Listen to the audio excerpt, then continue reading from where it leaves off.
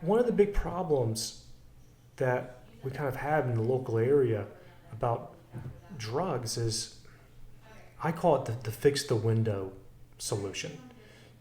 So in New York, 80s, 90s, New York wasn't sometimes a good place, right? Like it's famous to have all these peep shows. Remember that? Up in New York? And they kind of like cleaned all that out, right? And then by the 2000s, families are showing up. Times Square was a hip and happening place.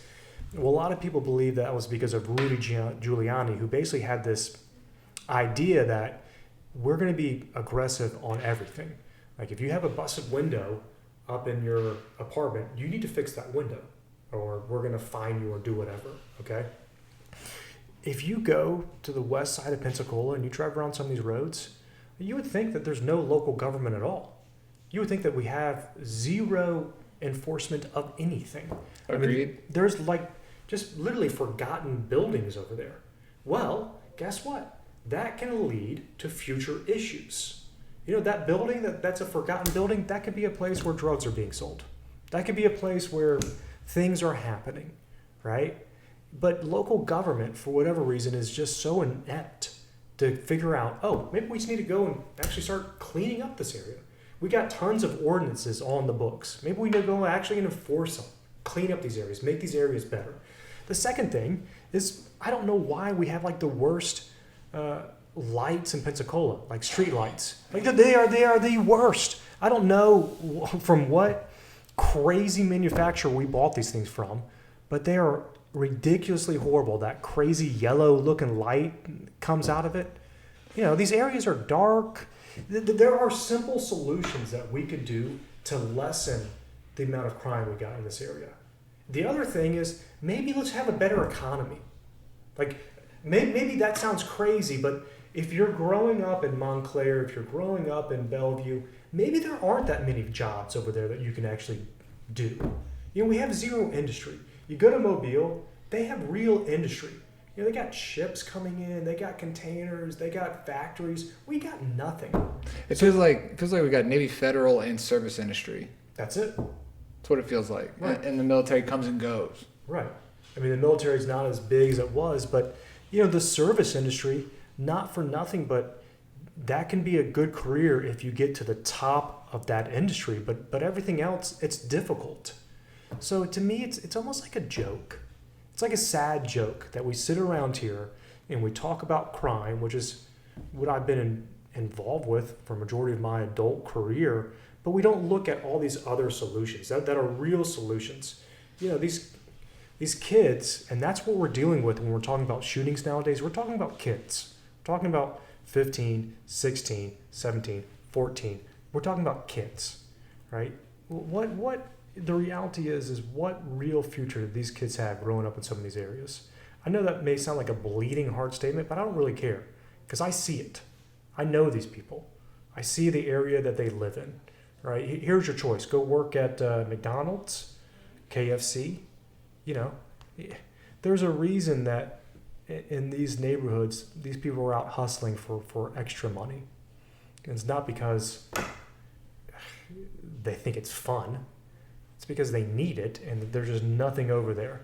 Nothing over there. It's almost forgotten, per se. Man, when we had the BP cleanup, I can't tell you how many people that I represented who all of a sudden started working for BP because there was no other jobs. Skanska, I can't tell you when Skanska was building the bridge how many people would show up in court and say, I do have a job now, Skanska. That was because that was like the only games in town. That was the only place that you could get a real job. So it just pisses me off, to be straight. Like there are common sense things that we can do to help this area, and we don't do it. We put so much on the back of law enforcement to have them figure it out. Well, they've been trying to do it for 20 years. Do you think that they have it solved at this day? And I'm not saying these are bad people, right? I'm not saying like they're evil people over at law enforcement. I'm just saying look at the reality. They've been dealing with it 20 years. We got the same problem today as we did 5 years ago. Do you see any foreseeable solution? Zero. Yeah, zero. I don't. The knuckleheads that that are out there running the show, it almost seems like they don't want to have a solution. You know, cleaning up downtown and rebuilding downtown to what it is today obviously had a very big economic impact for Pensacola. But the reality is that economic impact did not go to Bellevue. It didn't go to Montclair. You know, it stayed in the hands of certain people, right? So it's like, hey, that was a good idea and great. You know, we got people coming to Pensacola, but the reality is if you want people to live here, we got to do something about these areas too. If you want our schools to be better, we got to clean up those areas too. We got to actually put some effort over there. How many years are we going to listen to our local schools failing at getting people to the proper education level? How long are we going to have to listen to that before somebody does something, or before it blows my mind that they act like they can't do anything, right? Because it's just keeps happening. Yeah, same schools improve, right? The other ones just keep deteriorating. Dude, it's crazy. And if you want me to get real Irish, which I do get when I get political, you know, I get very rebellious and openly hostile. Look, go down to East Hill. They got a little community center down there. What's it called? Bayview or something like that? Mm-hmm. All right, take a look at that. Does that look like anything that's over in Montclair? Does that look like anything that's over in Bellevue? No. Not at all. It's like you're looking at that and you're like, man, that's really nice. You go to that house on Cervantes, not the house, the school on Cervantes. Beautiful school, brand new school, right? Head on down there.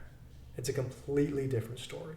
And I know the people that live over there in East Hill, they pay more taxes. I get it.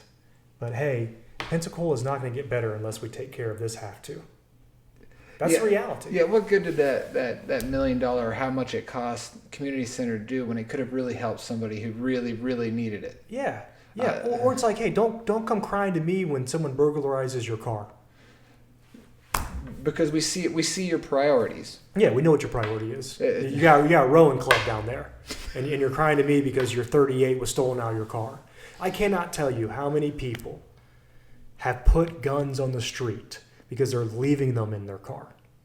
It was always one of the most mind-blowing things to me is the car burglaries getting guns. To me, that's one of the top ways that guns land on the street. Absolutely. Just car break-ins? Car break-ins. They stole nothing, but they got my Glock. Yeah. I know those stories. Yeah. Trust me, I cannot tell you how many times I've been involved in these kind of cases. You're like, so you left a Glock in the car? Yeah. Okay. You know, you just look at this guy like, you gotta be kidding me, guy or gal. You gotta be kidding me. Because now that Glock is over on the west side, and more likely than not, you look, whenever they recover guns, when they do a search warrant, they're stolen. You know, there'll be a little sheet, notified stolen with our agency. How are these guns stolen? The vast majority of times it's from cars. For the love of God, do not keep a gun in your car. That's a great fact. Yeah. Or a great piece of knowledge, because, you know, as a non-concealed carrier myself, I don't worry about that. You know, I've got a tennis racket. Right. That would be my weapon of choice if I had to, but you know. I think majority of the people in Pensacola want Pensacola to do better. Like we're kind of on somewhat of an upswing, you know what I'm saying? So it's like, yeah, Pensacola, we want to be proud of Pensacola, but it's mind-blowing to me that we're just not talking about some simple solutions.